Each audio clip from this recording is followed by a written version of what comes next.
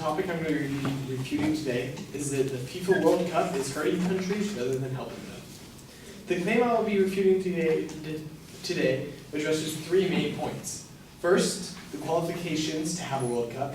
Secondly, the safety of building the stadiums. And lastly, the direct effect the World Cup has on the countries and the people that live there. First, the qualifications for having a FIFA World Cup in a country needs to be revised so poor countries are not being harmed by being chosen to hold the World Cup. That's the statement, and I disagree. To be selected for the World Cup, you first must bid, knowingly giving money to FIFA, just for a chance to hold the World Cup. Along with that, you're giving a highly detailed plan, pricing, building costs, and security. On top of this, the rules and regulations are changed yearly to make sure that qualifications are obtainable for all countries that want to host it. Furthermore, FIFA has split the world into 4 geographical zones, preventing a host from having FIFA or their event at the same place more than once every 3 years to give everybody a chance to host FIFA. Take South Africa, for example. A known poor country that hosted the World Cup in 2010, they spent $3.9 billion hosting the World Cup. According to CNN Money, in the years following the World Cup, tourism in South Africa increased. Some of the money spent went to infrastructure projects that ended up increasing foreign investments and improving the African lives. This includes a railroad system that is still in use, major renovation to airports and highways. The Journal of African Economics said that South Africa attracted 22,000 extra tourists from countries outside of South Africa after the 2010 World Cup, and 330,000 throughout the entire year. This accomplishment was directly linked to the World Cup. Giovanni's second claim is as follows. With the construction for the stadiums, for having the World Cup being so rushed in time, construction workers do not safely do not take the safety standards that they would normally take in a well-timed out stadium, with the families being from their homes to build these stadiums. He goes on to say that in the news article from the Washington Post, a study was conducted in Qatar, the stadiums being built for the upcoming 2020 World Cup, and since 2010, 1,200 construction workers have died. I was able to find this article. It was titled, "Have 1,200 World Cup workers really died in Qatar?" The answer is yes, but this is an incredibly misleading statement. After reading further into the article, I found the quote that these workers weren't all building World Cup facilities. However, in fact, most of them aren't. A lot of them are just construction workers building, well, pretty much anything that needs to be built around Qatar.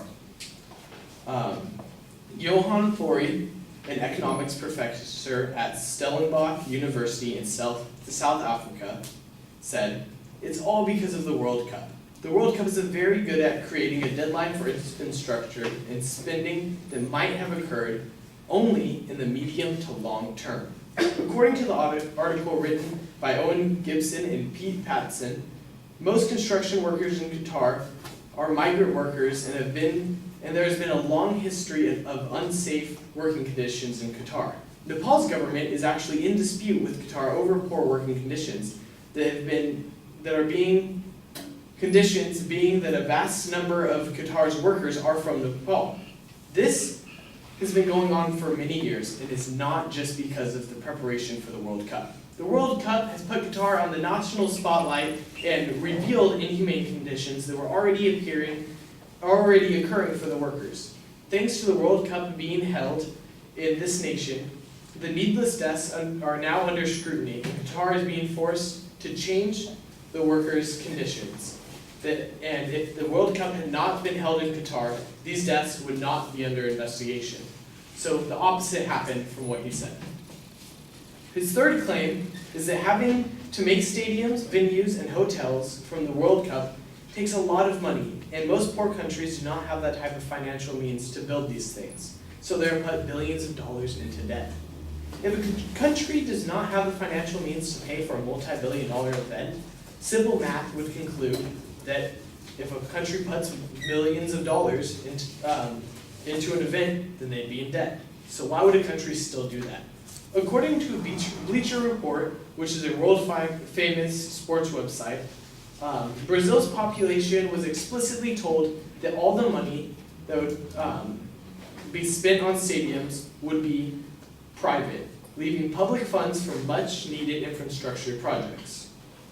As it turned out, almost all the funds were spent on stadiums were from the public purse. This is not FIFA's fault. Brazil underestimated the amount of private funding that they would receive. The Bleacher Report goes on to say, "We've received complaints about violent evictions in which families receive notifications to leave their homes in a few hours carrying their belongings and immediately had their homes demolished. There's an absolute lack of transparency and public information." After this, Brazil went into the spotlight. It was forced to change federal laws to protect the citizens' rights. This demand for change was led from no other than FIFA. Now Brazil actually had to change what was going wrong in their country because of the World Cup. In the end, the World Cup not only was economically good for Brazil, but also helped the citizens gain more rights and brought this world together through soccer. Countries want to hold the World Cup for more than just economic gain. There are other reasons, and they are that the World Cup is the most widely viewed sporting event in the world, surpassing the Olympics. And statistically, a ninth of the world's population watches the final match. There's an increased civic pride and community empowerment in groups such as stakeholders to get to contribute and support the bid, together with new skills and training for those involved in the event. And the FIFA World Cup helps break down social barriers and to participate in a high performance by both women and young people. In the end, my claim would be that the FIFA World Cup did help the other countries instead of hurt them. Thank you.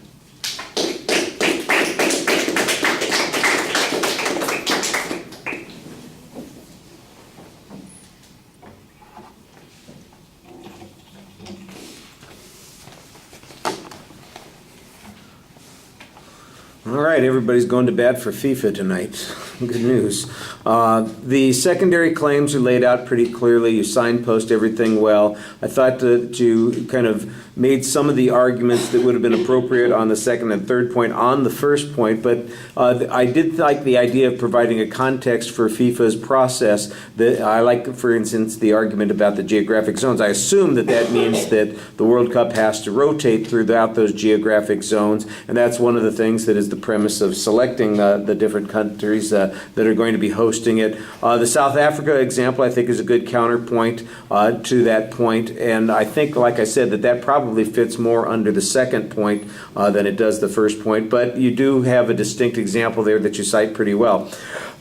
I like the Qatar argument that you have that suggests, I mean, similar to what we heard in the earlier version of this refutation, that the context of this information is largely misplaced, and I did think that there was a good second issue here that suggests that these are working conditions for all migrant workers in Qatar. It's not really relevant to FIFA per se, but it's the FIFA issue that's brought attention to it, which I think gives you a really good counterclaim. And then you kind of repeat the counterclaim on the on the third premise about the housing distribution in Brazil. So I thought that was an interesting point that you brought up as well. You need to be a little more economical in the arguments. It's 7.5 minutes, so it's a bit long. And because you've got so much summary and counter argument in that last section, it goes on like an extra 40 seconds just so you can get those things in, which aren't really relevant to the arguments that the advocate was presenting in the first place. So you need to be a little bit briefer on that. The reason that we had 2 responses to that speech is because we were short, apparently, on outlines, and I had to pass out a second outline.